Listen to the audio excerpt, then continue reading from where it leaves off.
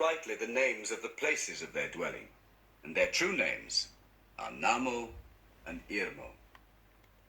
Namo, the elder, dwells in Mandos, which is westward in Valinor. He is the keeper of the houses of the dead, and the summoner of the spirits of the slain. He forgets nothing, and he knows all things that shall be, save only those that lie still in the freedom of Ilúvatar. He is the doomsman of the Valar, but he pronounces his dooms and his judgments only at the bidding of Manwë. Vaire, the weaver, is his spouse, who weaves all things that have ever been in time into her storied webs, and the halls of Mandos that ever widen as the ages pass are clothed with them. Irmo the younger is the master of visions and dreams. In Lorien are his gardens in the land of the Valar, and they are the fairest of all places in the world, filled with many spirits. Este, the gentle healer of hurts and of weariness, is his spouse. Grey is her raiment, and rest is her gift. She walks not by day, but sleeps upon an island in the tree-shadowed lake of Lorelin.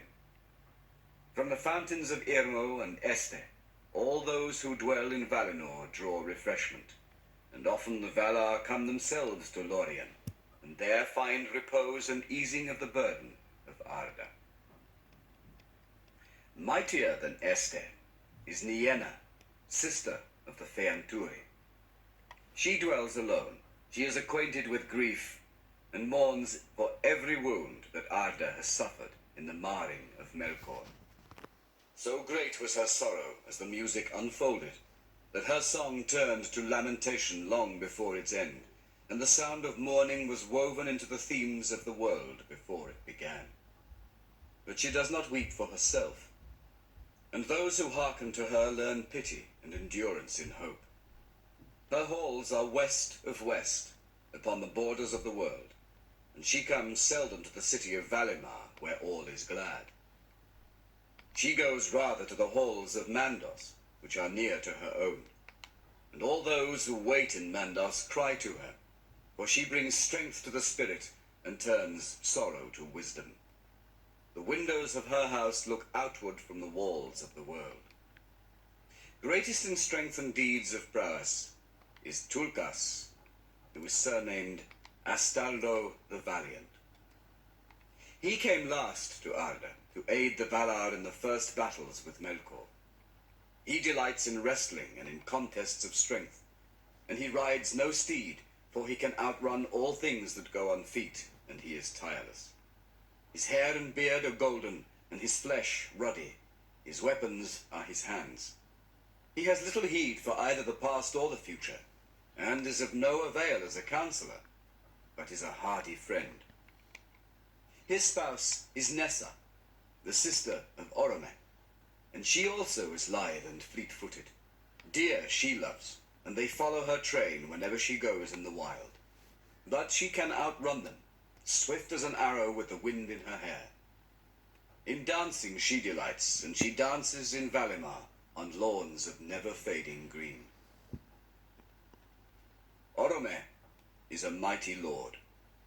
If he is less strong than Tulkas, he is more dreadful in anger, whereas Tulkas laughs ever in sport or in war, and even in the face of Melkor he laughed in battles before the elves were born. Orome loved the lands of Middle-earth, and he left them unwillingly, and came last to Valinor. And often of old he passed back east over the mountains, and returned with his host to the hills and the plains. He is a hunter of monsters and fell beasts, and he delights in horses and in hounds. And all trees he loves, for which reason he is called Alderon, and by the Sindar, Tauron, the lord of forests.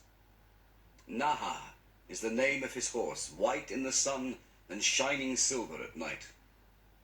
The Valaroma is the name of his great horn, the sound of which is like the upgoing of the sun in scarlet, or the sheer lightning cleaving the clouds.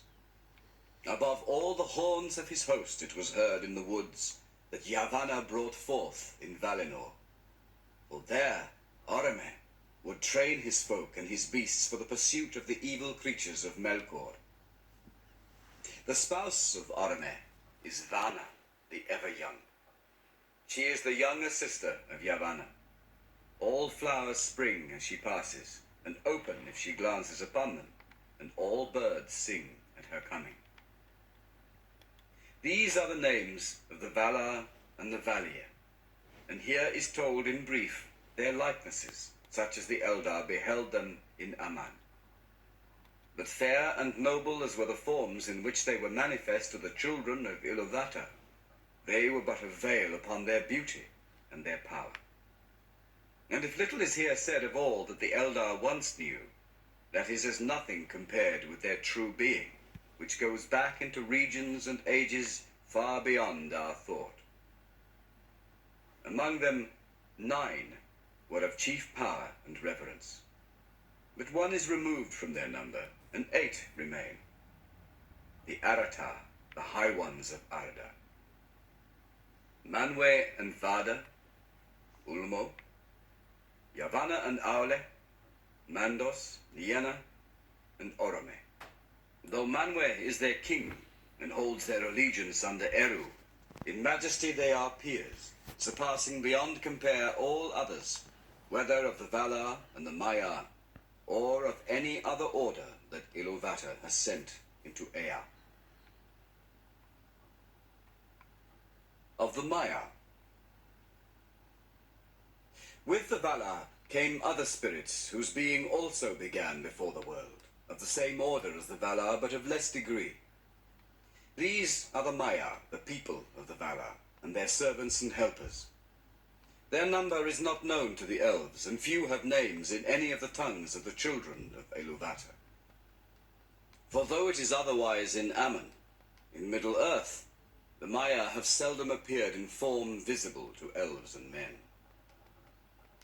Chief among the Maiar of Valinor, whose names are remembered in the histories of the elder days, are Ilmare, the handmaid of Varda, and Eonwe, the banner-bearer and herald of Manwë, whose might in arms is surpassed by none in Arda. But of all the Maiar, Osse and Uinen are best known to the children of Iluvatar. Osse is a vassal of Ulmo, and he is master of the seas that wash the shores of Middle-earth. He does not go into the deeps, but loves the coasts and the isles, and rejoices in the winds of Manwë. For in storm he delights, and laughs amid the roaring of the waves. His spouse is Uinen, the lady of the seas, whose hair lies spread through all waters under sky, all creatures she loves that live in the salt streams, and all weeds that grow there. To her mariners cry, for she can lay calm upon the waves, restraining the wildness of Osse. The Númenóreans lived long in her protection, and held her in reverence equal to the Valar. Melkor hated the sea, for he could not subdue it. It is said that in the making of Arda, he endeavored to draw Osse to his allegiance, promising to him all the realm and power of Ulmo if he would serve him. So it was that long ago there arose great tumults in the sea that wrought ruin to the lands. But Uinen, at the prayer of Aule, restrained Osse and brought him before Ulmo. And he was pardoned and returned to his allegiance, to which he has remained faithful, for the most part. For the delight in violence has never wholly departed from him, and at times he will rage in his willfulness without any command from Ulmo his lord. Therefore those who dwell by the sea or go up in ships may love him, but they do not trust him. Melian was the name of a Maiar who served both Vana and Este. She dwelt long in Lorien, tending the trees that flower in the gardens of Irmo, ere she came to Middle-earth. Nightingales sang about her wherever she went.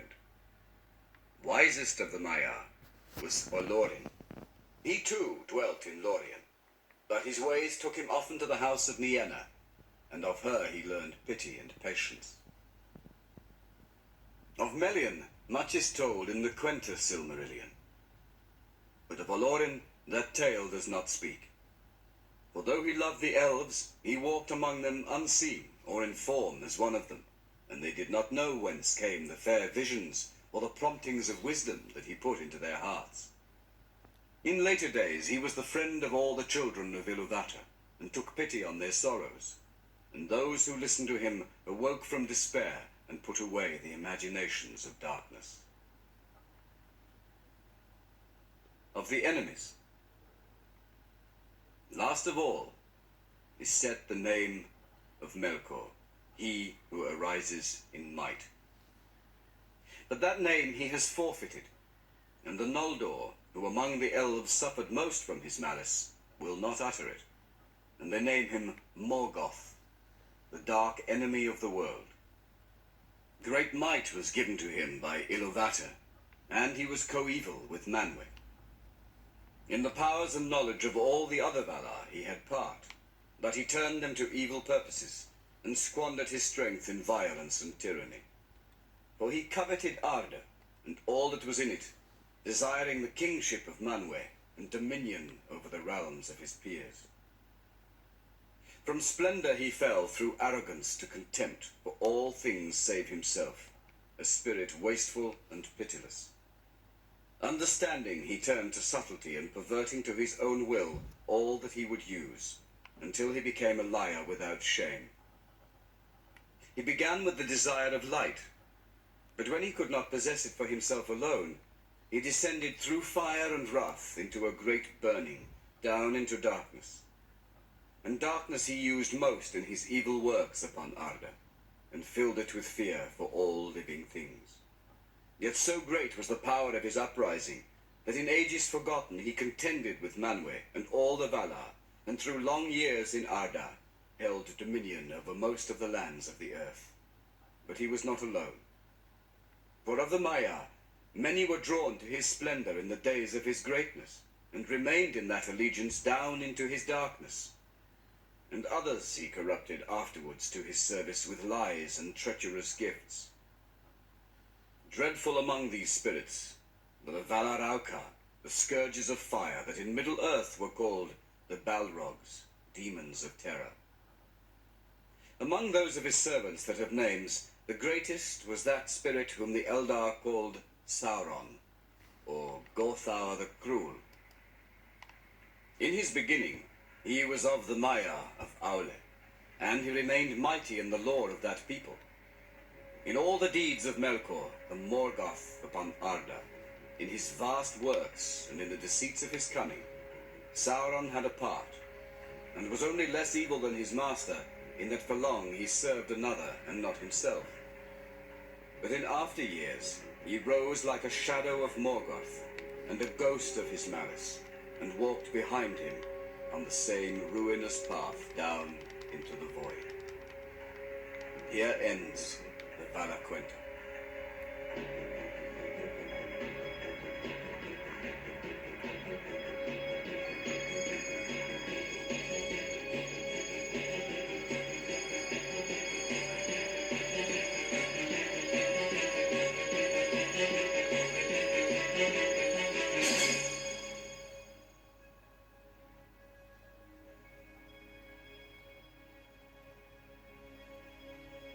Quenta Silmarillion, the history of the Silmarils.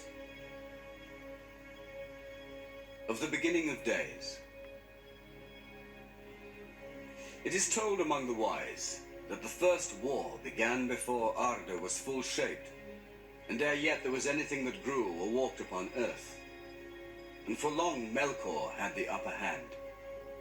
But in the midst of the war, a spirit of great strength and hardihood came to the aid of the Valar, hearing in the far heaven that there was battle in the little kingdom, and Arda was filled with the sound of his laughter.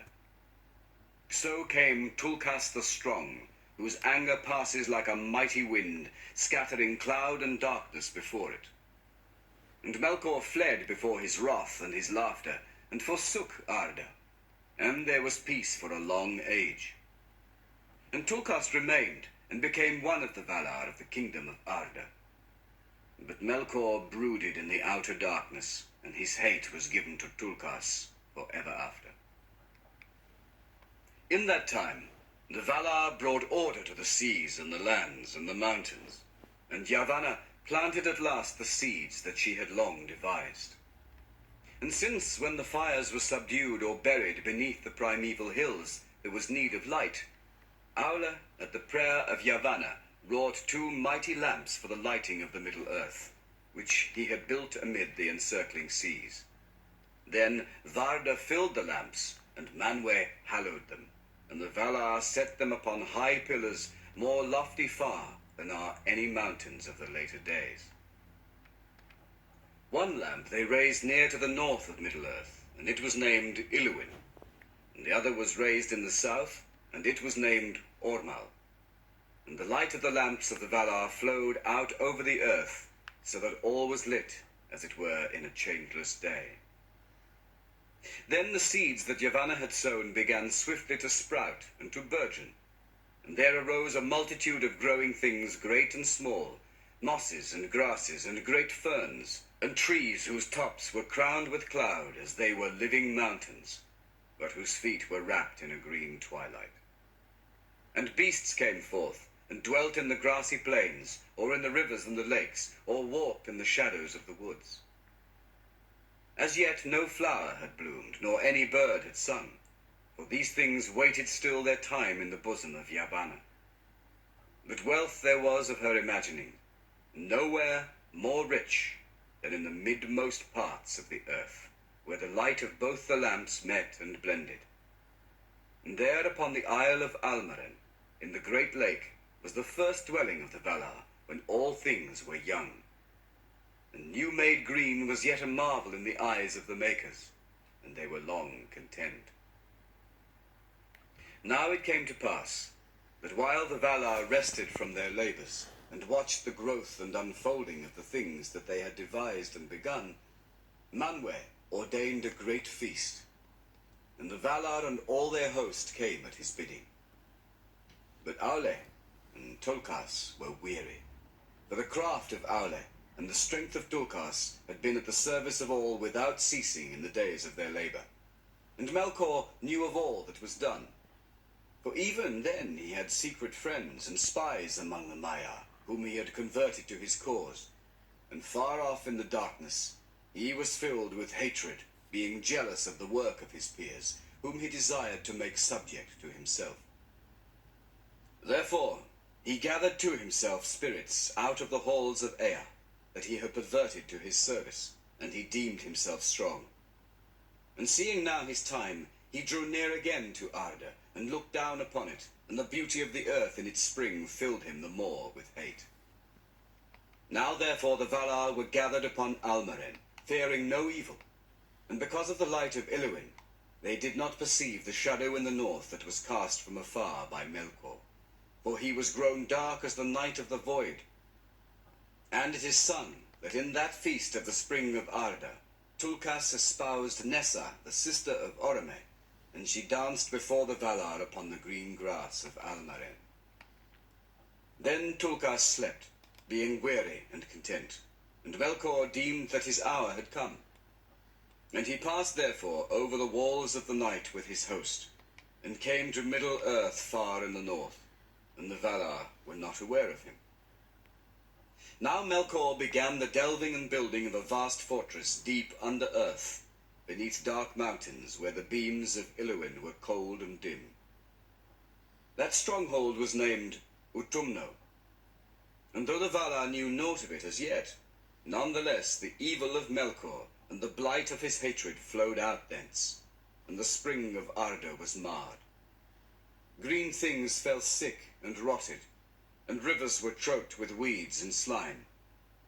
And fens were made, rank and poisonous, the breeding place of flies, and forests grew dark and perilous, the haunts of fear, and beasts became monsters of horn and ivory, and dyed the earth with blood. Then the Valar knew indeed that Melkor was at work again, and they sought for his hiding place. But Melkor, trusting in the strength of Utumno and the might of his servants, came forth suddenly to war, and struck the first blow ere the Valar were prepared. And he assailed the lights of Illuin and Ormo, and cast down their pillars, and broke their lamps. In the overthrow of the mighty pillars, lands were broken, and seas arose in tumult. And when the lamps were spilled, destroying flame was poured out over the earth. And the shape of Arda, and the symmetry of its waters and its lands, was marred in that time, so that the first designs of the Valar were never after restored. In the confusion and the darkness, Melkor escaped, though fear fell upon him. For above the roaring of the seas he heard the voice of Manwë as a mighty wind, and the earth trembled beneath the feet of Tulkas. But he came to Autumno ere Tulkas could overtake him, and there he lay hid. And the Valar could not at that time overcome him, for the greater part of their strength was needed to restrain the tumults of the earth, and to save from ruin all that could be saved of their labor.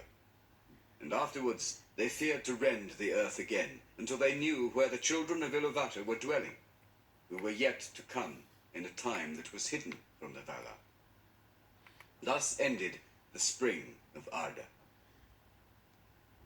The dwelling of the Valar upon Almaren was utterly destroyed, and they had no abiding place upon the face of the earth. Therefore they departed from Middle-earth, and went to the land of Aman, the westernmost of all lands upon the borders of the world. For its west shores looked upon the outer sea, that is called by the elves Ekaya, encircling the kingdom of Arda. How wide is that sea none knew but the Valar, and beyond it are the walls of the night. But the east shores of Aman were the uttermost end of Belager, the great sea of the west.